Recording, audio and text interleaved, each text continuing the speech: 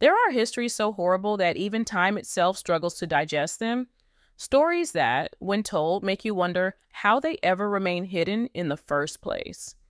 Kim's story is one of those.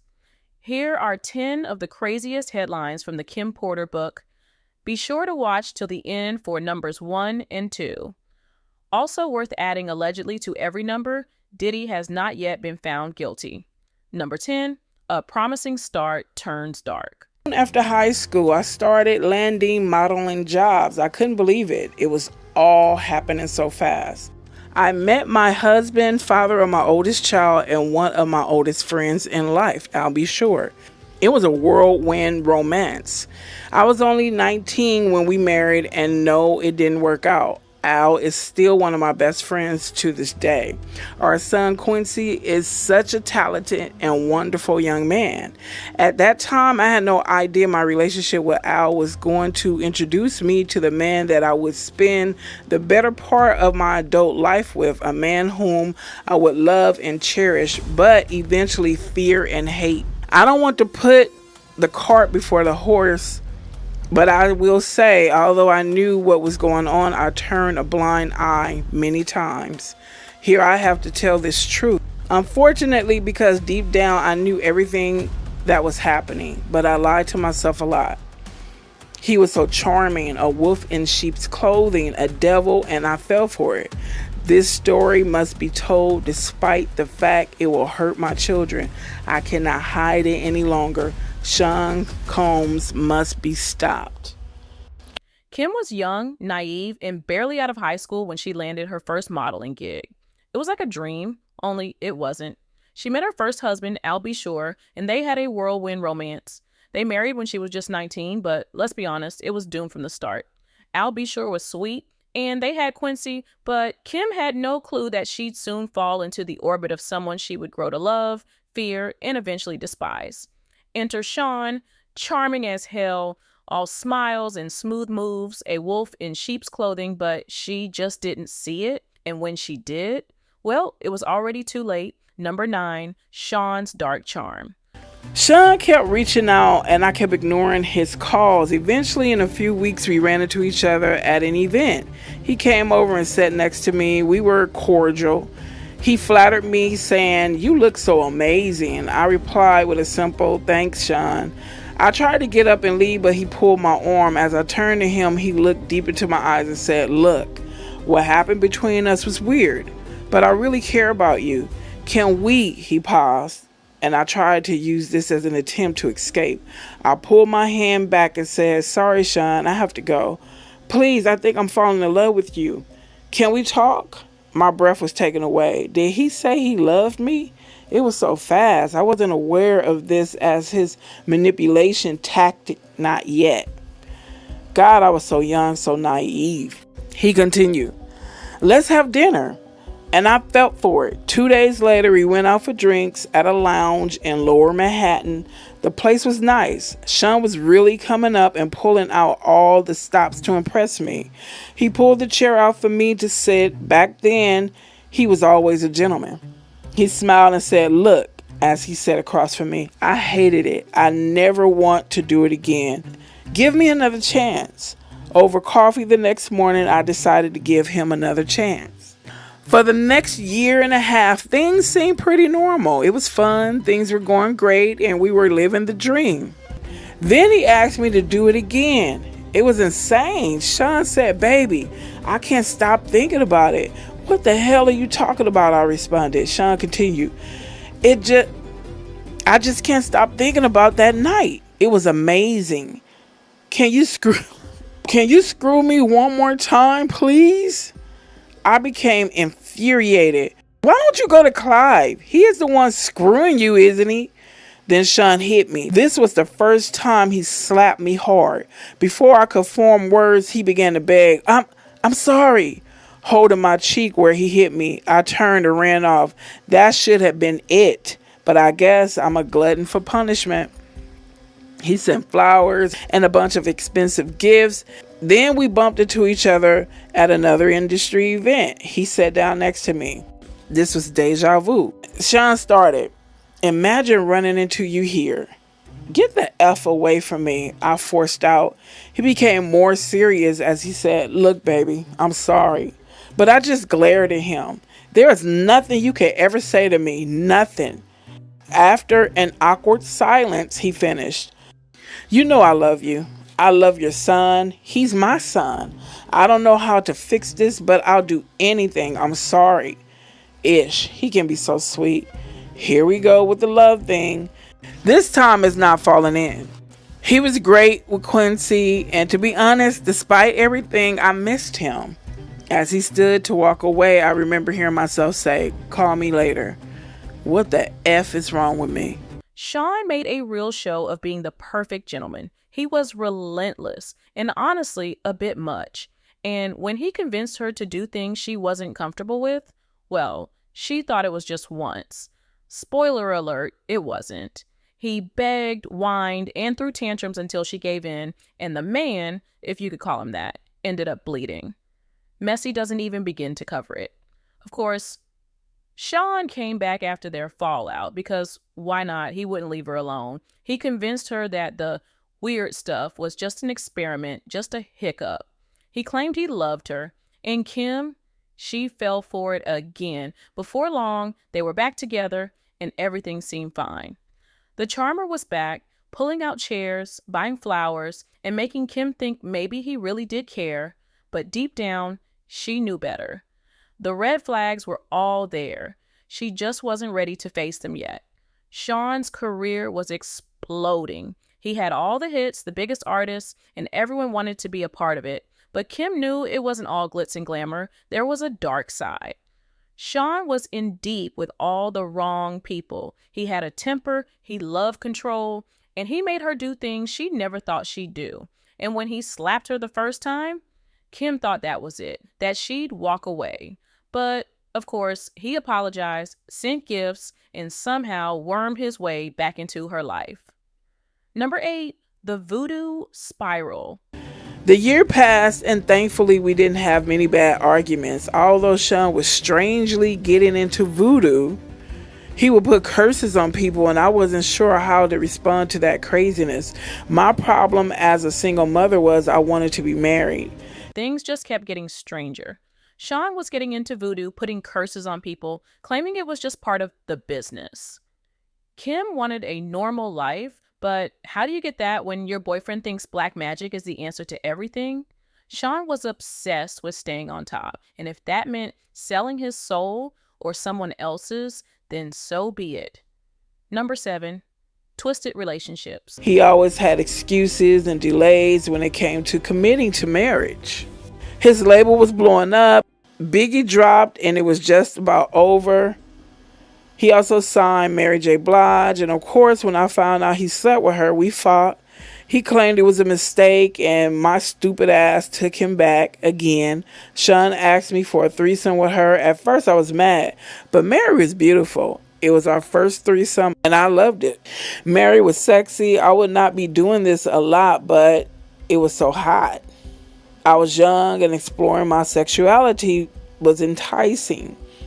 Over the years, we brought other women into our bedroom periodically, and we were happy. This is until one day I came home to a situation that went from awkward to a nightmare. Quincy was with the babysitter, and Sean was sitting with Al B. Shore at the dinner table. I had a child with Al, and Sean was the father in Quincy's life. The awkwardness of all of us being together had dissolved a long time ago, but it was still weird that they were here in my home together alone. Sean had no boundaries. One night, after a few drinks, Sean suggested something truly insane. A threesome with Kim's ex, Al B. Shore. He wanted them all together in the same bed. When Kim refused, Sean hit her. It wasn't the first time, and it wouldn't be the last. But what's even more shocking is that eventually they did it. Kim let herself be talked into it. She couldn't believe what her life had become. She was living in a nightmare, and Sean was the monster. Number 6, Biggie and Tupac. Sean stretched, smiled, and said, "This East Coast, West Coast beef is more lucrative than I thought, but it's getting dangerous." X responded, surprised. "Business first thing in the morning? Damn, cuz, you own it." But you know you don't got nothing to worry about. You got a pass, Daddy. X smiled coyly. Sean apparently has something to talk about with X as well, because he said, I can't protect everybody, especially if someone is no longer going to be on my label. It was apparent X wasn't taken aback by this turn of events by his reply. Sean, are you saying what I think you're saying? Sean continued, it's taxing on my resources to protect people. Someone that isn't 100% on my team can't be 100% of my protection. What the hell is going on here? What does Sean want from me? Meanwhile, X apparently wanted clarity. So to be clear, if something happened, X made quotation marks with his fingers, to one of your artists that was leaving your label anyway, it would be considered, he makes another set of quotation marks, out of your control. Is that what you're saying? Wait a minute. Can they be talking about Biggie? Is Sean saying he won't protect Biggie? At this point, I was too young, too naive, too hungover to understand that this was not a lack of protection. This was a hit. Where did this come from this morning? But an older, wiser me understands now what I did not comprehend all these years ago. Sean was just getting to the real reason that he had X there. The world was about to lose Biggie. X laughed.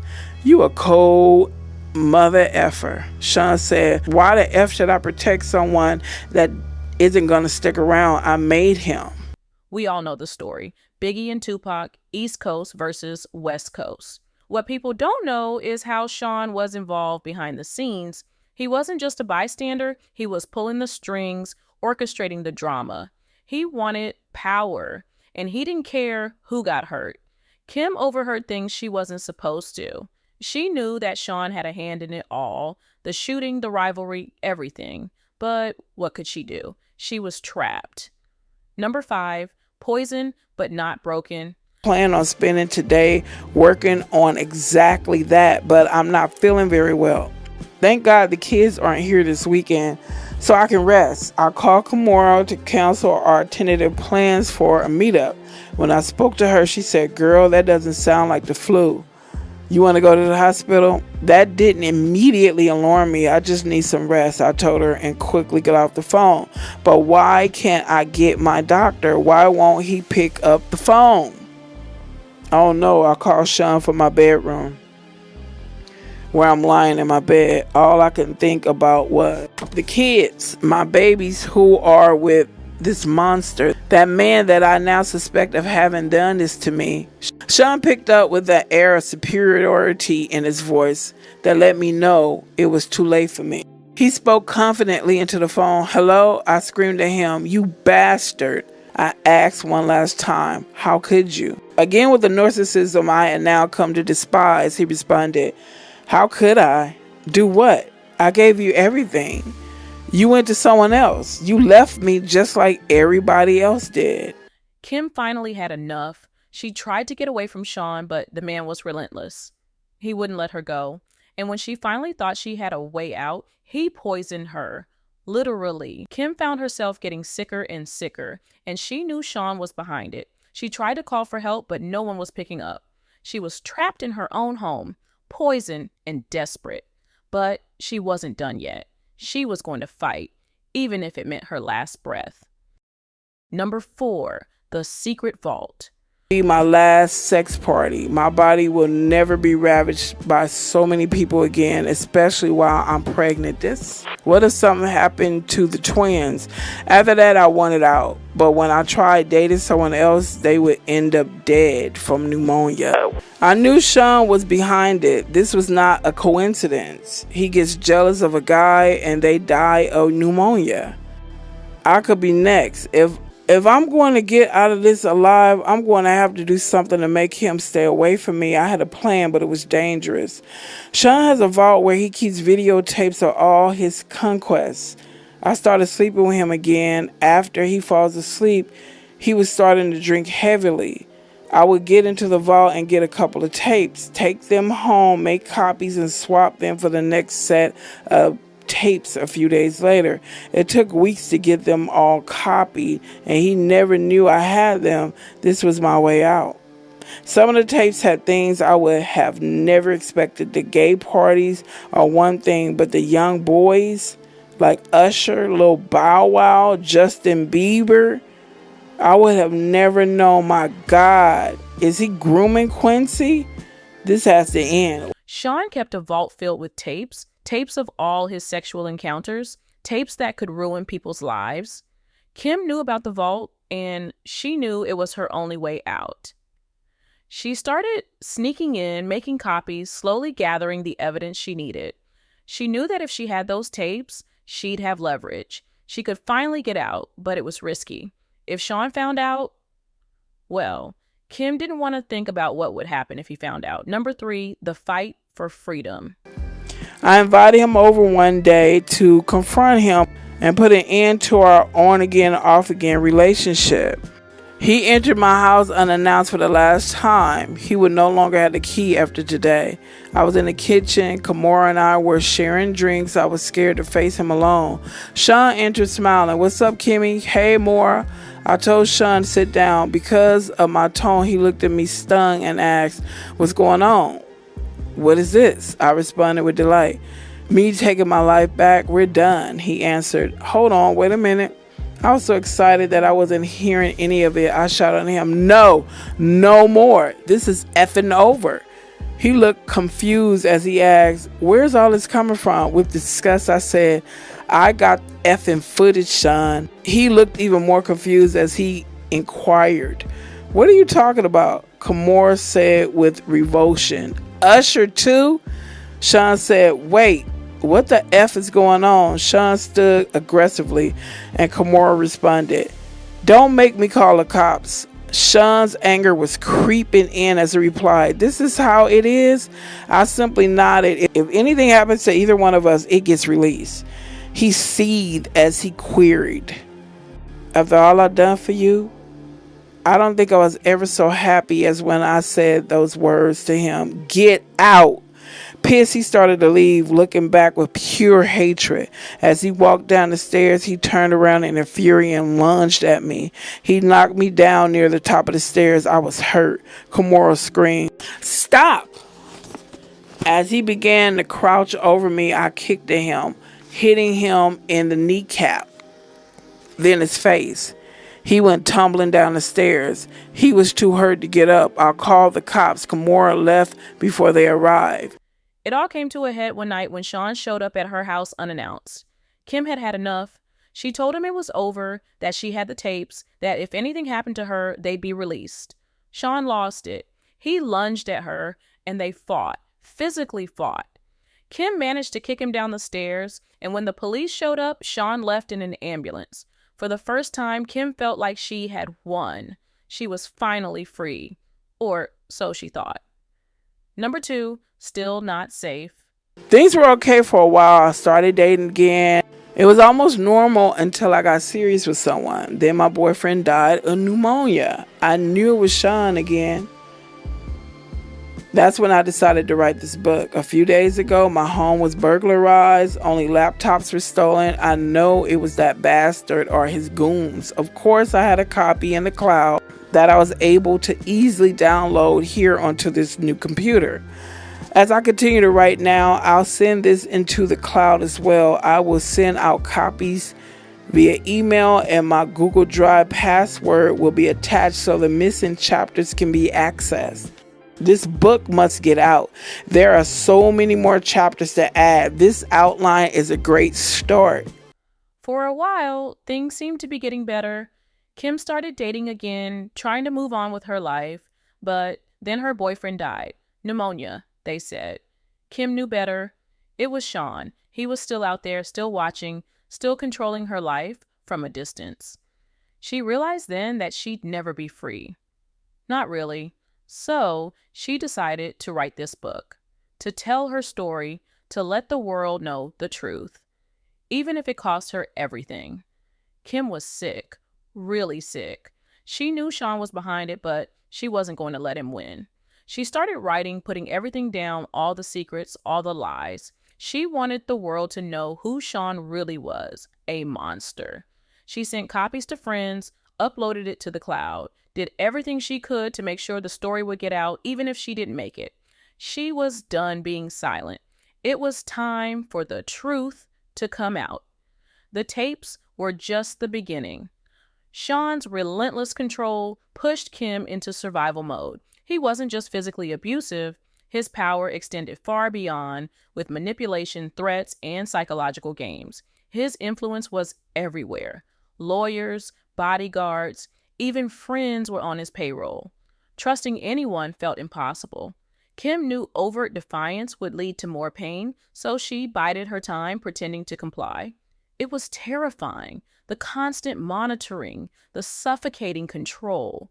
Sean even tapped her calls and emails. Despite the hopelessness, Kim had one source of strength: her children. Quincy and the twins kept her fighting. She knew Sean was trying to manipulate them, showering them with gifts, pretending to be the perfect father. But Kim saw through it, determined to protect them from his poison. Nights were sleepless, fear gripping her as she thought of her children. She had seen Sean's violence, his rage, his complete lack of empathy. She knew that one wrong move could put her children in danger. She kept them close, keeping them away from Sean's dark world. It was exhausting, but she had no choice. She was their mother, and she would do whatever it took. Number 1, escape for her children. Kim began planning her escape, reaching out to those she believed she could trust. It was delicate, staying under Sean's radar while plotting her way out. After months of careful planning, she was ready. She had the tapes and the evidence, and found a lawyer she could trust, somewhat not in Sean's pocket. The night she left was chaos. Sean showed up, furious, demanding answers, but Kim had already ensured her children were safe, away from the danger. She faced Sean, told him it was over. When he lunged at her, she fought back with everything she had. She broke free, ran to her car, and drove away, not looking back. Leaving was just the start. Sean retaliated, using his influence to ruin her, spread rumors, blacklist her. But Kim didn't care anymore. She had her children, her freedom, and the truth. She started working on her book, determined to expose Sean's true nature. The fear was still there, but it was outweighed by her determination to protect her children and give them a life without Sean's shadow looming over them. Writing the book was dangerous. She knew Sean would do anything to silence her, but Kim was done with fear.